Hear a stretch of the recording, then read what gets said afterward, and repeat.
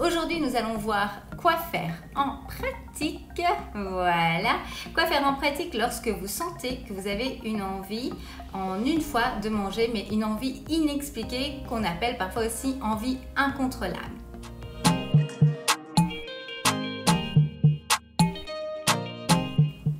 Donc on va d'abord s'assurer, la toute première chose c'est s'assurer qu'il ne s'agit pas d'une vraie faim.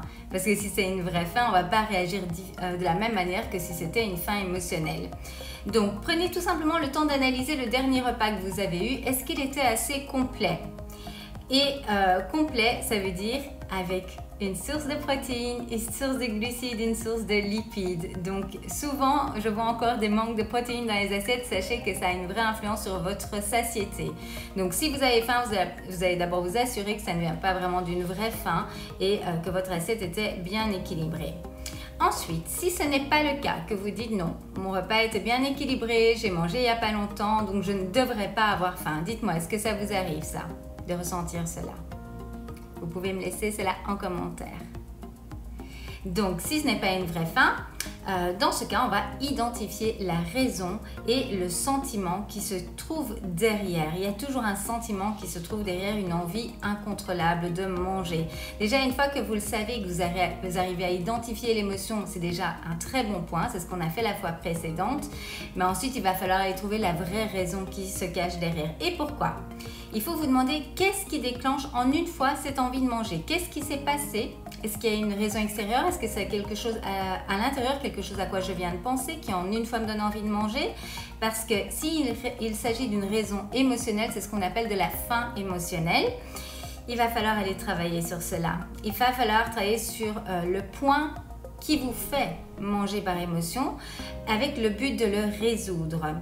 Pourquoi? Parce que sinon, si vous l'enfuyez à chaque fois en mangeant, c'est ce qu'on fait quand on a une faim émotionnelle, on mange pour enfuir l'émotion au fond de nous et ne pas y penser. Mais en faisant ça, le problème c'est que ça se répète. Et c'est pour ça que vous dites, je ne comprends pas, je n'ai pas faim, mais à chaque fois j'ai cette envie incontrôlable de manger. C'est parce qu'il y a une vraie raison derrière. C'est votre corps qui vous donne un message en disant, il y a quelque chose de ne pas résolu, j'ai besoin que tu y prêtes attention et qu'on travaille là-dessus. Est-ce que c'est bien clair cela? C'est super important. Et donc, le but sera de ne plus vous retrouver avec le même problème qui vous donne envie de manger et donc, du coup, vous n'aurez plus le souci de faim émotionnelle. Est-ce que c'est bien clair?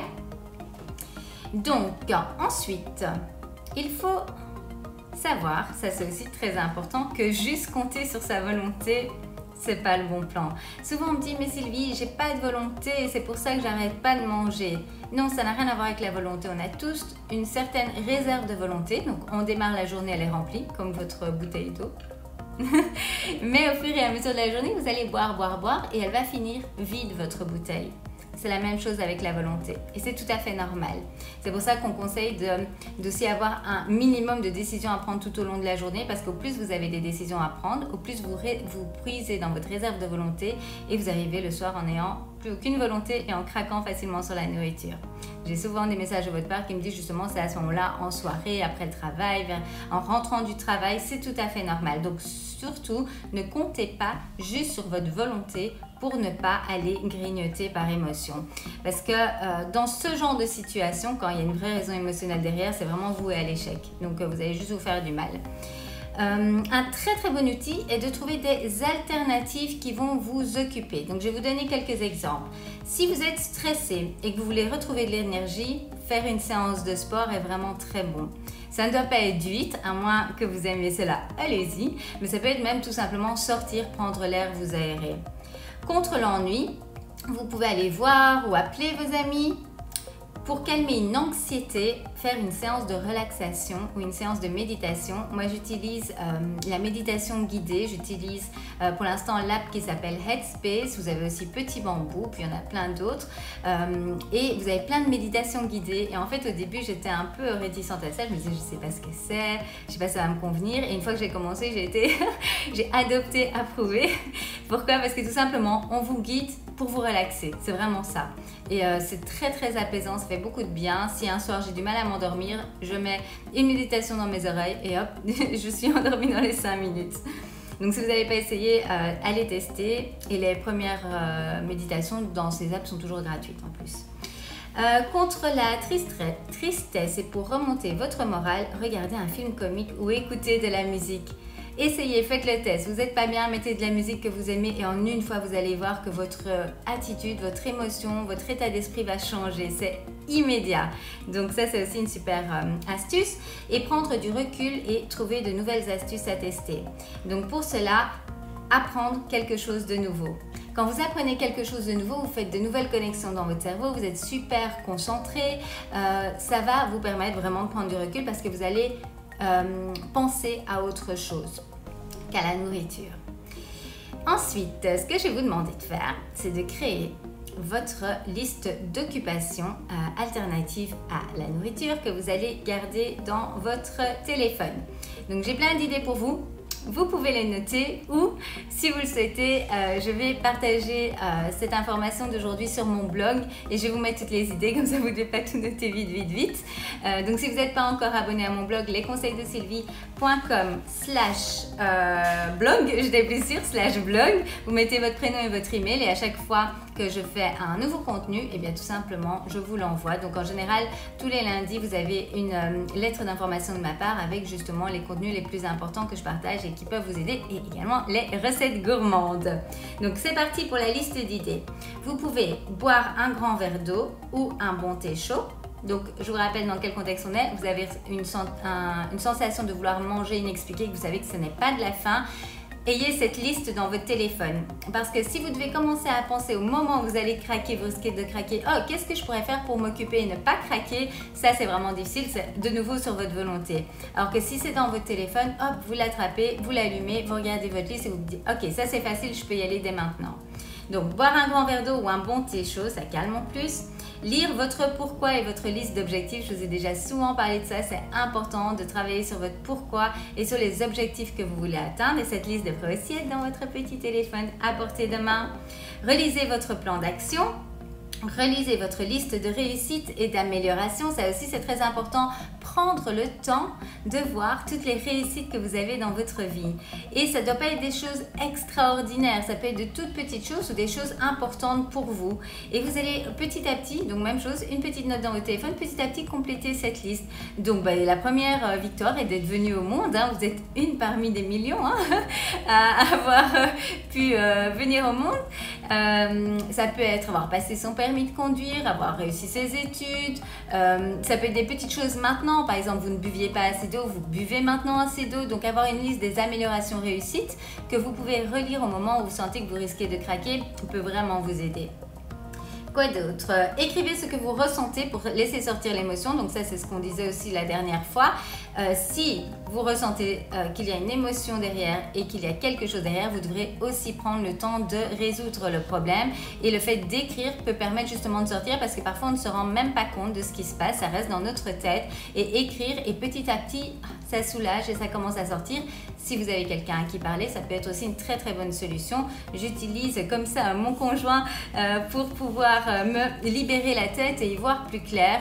Et à ce moment-là, je lui dis, j'ai pas besoin de conseils, j'ai juste besoin que tu m'écoutes parce qu'il y a quelque chose là qui ne va pas et j'arrive pas à trouver. Et je commence à parler. Puis parfois il me pose des petites, oh merci pour tous les cœurs. Et parfois il me pose des petites questions pour arriver à me guider dans mon cerveau, que ça sorte et en un coup, tilt, c'était ça. Alors, vous pouvez également utiliser des phrases d'affirmation qui font beaucoup de bien. Moi, j'ai toujours une petite phrase comme ça pour quand je me sens pas bien, je me la dis et pouf, en une fois, ça change mon état d'esprit. Faire un exercice de respiration. Alors ça aussi c'est très bien, vous pouvez le faire facilement, je trouve plein de cœur, c'est adorable. Vous pouvez le faire facilement, simplement on s'assoit et on commence à respirer. Donc vous pouvez inspirer profondément par le nez. Donc l'air doit vraiment gonfler votre estomac, vous devez voir votre ventre gonfler quand vous inspirez et ensuite vous expirez lentement par la bouche. Et ça fait énormément de bien. Donc quand vous expirez, vous allez voir que votre nombril se rapproche de votre colonne vertébrale. Et comme ça, vous pouvez aussi penser quand j'inspire, je prends l'énergie positive, quand j'expire tout ce qui est de négatif. Voilà, ça paraît simple, mais je vous assure que toutes les astuces que je vous donne, je les ai testées et ça fonctionne. Aussi, on pourrait prendre le temps de dédramatiser la situation. Parfois, on se prend un petit peu dans nos problèmes, on se dit « Oh là là, qu'est-ce que je vais faire? Je ne sais pas, c'est vraiment pas... » Parfois on a l'impression que c'est la fin du monde ce qui nous arrive et il faut prendre le temps de prendre du recul et dédramatiser. Vous pouvez vous parler pour prendre de la distance avec la situation, prendre du recul en pensant à ce qui est vraiment important pour vous. Donc vous êtes dans une situation, il y a un souci par rapport par exemple au travail, ça vous prend la tête et vous dites ok, je prends du recul. En fait, qu'est-ce qui est vraiment important pour moi dans ma vie? Ok, pour moi ce qui est vraiment important c'est ma famille.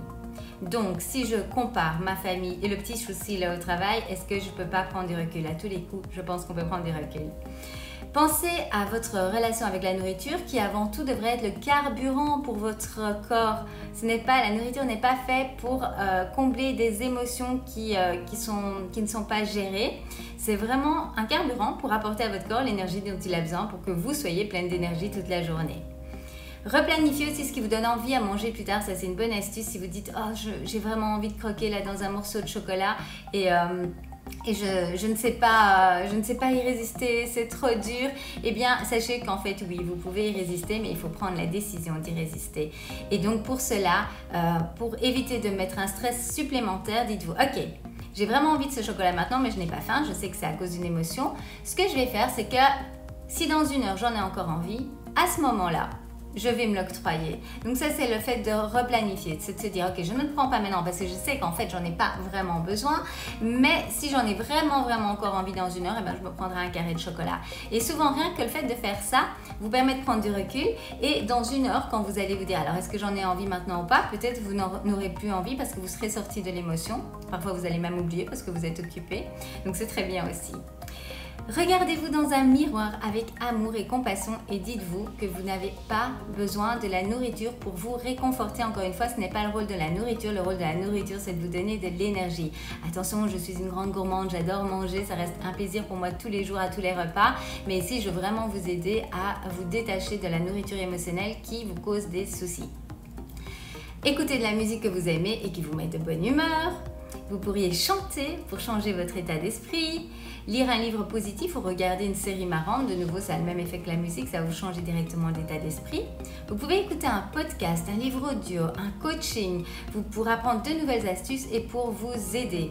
À nouveau, vous apprenez quelque chose de nouveau, ça vous permet de prendre du recul. Donc méditation, yoga, sophrologie, relaxation, prendre un bain relaxant, je veux dire les possibilités d'activités autres que manger sont nombreuses. Donc faire une séance de sport ou simplement sortir comme je l'ai proposé tout à l'heure. Comme autre activité, soins, manicure, coiffeur, massage, couture, tricoter, broder, crocheter, jouer à la console, faire du rangement, du tri. Vous voyez, ça c'est toutes des idées que j'ai également partagées avec vous, que j'ai reçues de vous, que j'ai reçues de mes clients. Je dis je vais tout mettre ensemble, comme ça si ça peut vous aider, c'est super. Vous pouvez également vous confier à quelqu'un, votre conjoint, un ami, un parent. Ça fait beaucoup de bien. Le soir, brossez-vous les dents ou même entre les repas, brossez-vous les dents. En général, quand on a un dentifrice mentholé, on n'a pas vraiment envie juste après d'aller croquer dans son morceau de chocolat. C'est un peu du gâchis, hein, on est d'accord? Ou aller dormir plus tôt est également une bonne astuce et souvent on manque de sommeil, on manque de repos, donc ça ne peut faire que du bien. Ensuite, ce que je voudrais attirer votre attention, c'est surtout n'utilisez plus la nourriture comme un moyen de combattre l'ennui ou les émotions. Ce n'est pas son rôle. Est-ce que c'est clair? Vous allez m'écrire ça pour vous le répéter tous les jours. Le rôle de la nourriture n'est pas de combler mon ennui ou mes émotions, c'est de me donner de l'énergie et de me sentir au top toute la journée. Donc voilà, maintenant, petit exercice pour vous. Je vais vous demander de créer votre liste personnalisée. Donc, ce dont je viens de vous parler, d'autres astuces, peu importe, faites votre liste. Prenez le temps de le faire. Ça ne va pas vous prendre beaucoup de temps. Enregistrez-la, mettez-la sur votre téléphone pour qu'elle vous soit à portée de main. Dès que vous avez un petit stress, vous pouvez allumer votre téléphone et y avoir accès et directement passer à une activité qui vous ferait du bien. Et si vous voulez, n'hésitez pas à la partager avec moi sur Instagram en me taguant, ça me ferait très plaisir de voir vos idées. Et si vous voulez un résumé de cette information, encore une fois, vous pouvez aller vous abonner à mon blog lesconseilsdesuivi.com/blog et vous aurez un récapitulatif de toutes les idées. Je vais toutes vous les noter. Donc, dites-moi, est-ce que cela vous a plu ce sujet aujourd'hui? Je vais revenir vers vous. Est-ce que cela vous a plu? Est-ce que vous avez des questions? Si oui, vous pouvez me les mettre en commentaire. Même si vous voyez la vidéo en replay, n'hésitez pas à mettre cela en commentaire. Je reviendrai y répondre avec grand plaisir. Et si ça vous a aidé, je vais vous demander votre aide. Est-ce que vous voulez bien faire un petit clic, partager cette vidéo sur vos réseaux, tout simplement pour pouvoir aider plus de personnes. C'est vraiment mon but. Sur les dernières années, je pense que c'est le point qui revient le plus souvent. On me dit avoir un gros souci de grignotage et à tous les coups, c'est une émotion qui se cache derrière. Donc c'est pour ça que je fais cette série de vidéos. C'est vraiment pour vous aider, mais je ne peux parler qu'aux personnes qui me suivent. Donc si vous partagez cette vidéo, ça me permettra de faire passer mon message à plus de personnes et pour ça, je vous dis déjà un grand merci.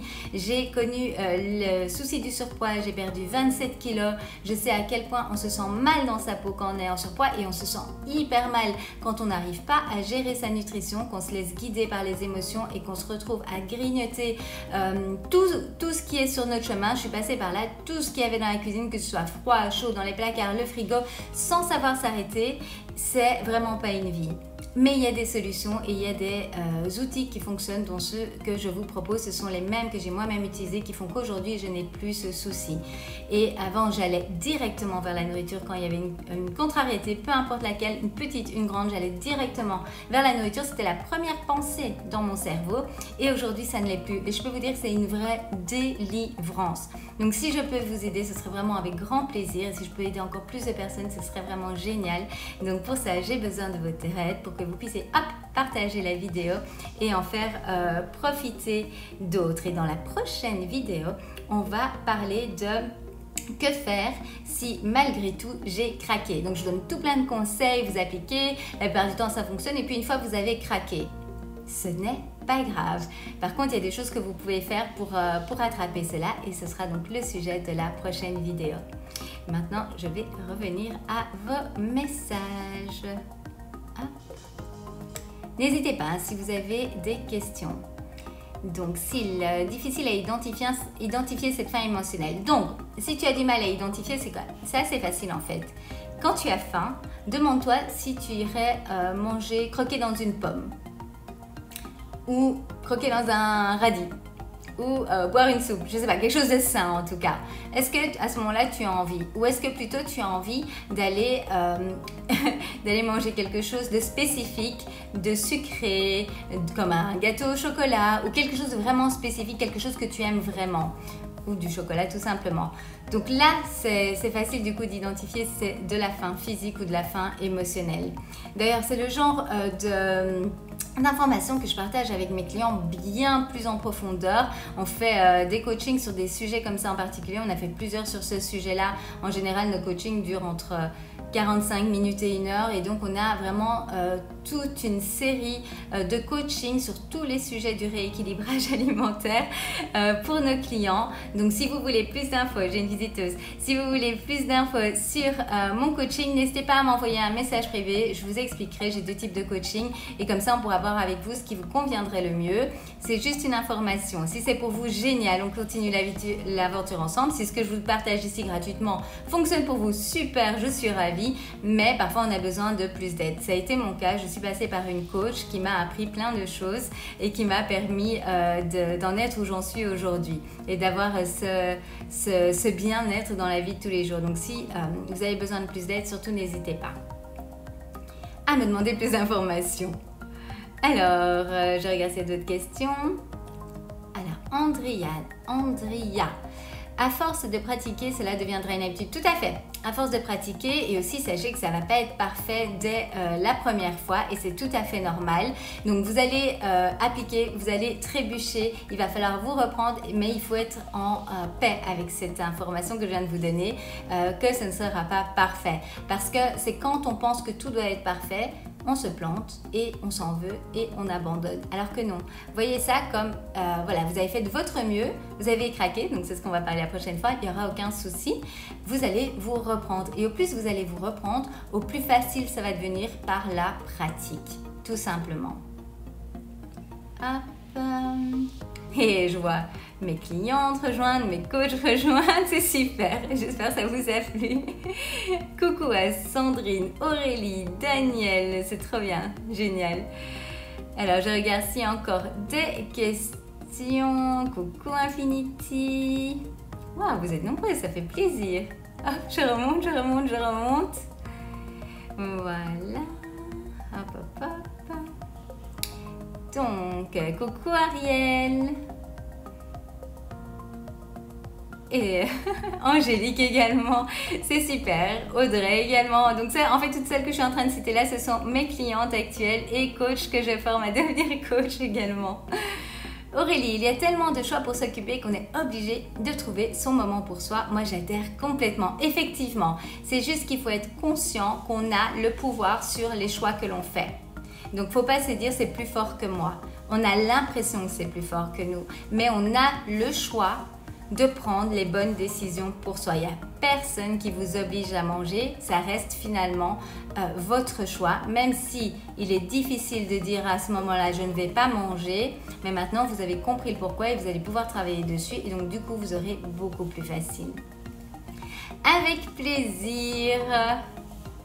Alors, est-ce que l'alimentation suffit pour perdre du poids? Absolument. Absolument. Sandrine, qui est ici parmi vous, a perdu 34 kilos rien que par l'alimentation.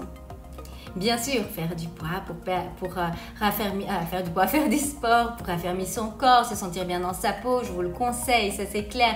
Mais c'est beaucoup plus pour le mental que je conseille l'activité physique et pour avoir des muscles qui se dessinent petit à petit, vous sentir bien dans votre corps, dessiner votre silhouette, mais la perte de poids en tant que telle vient de votre nutrition.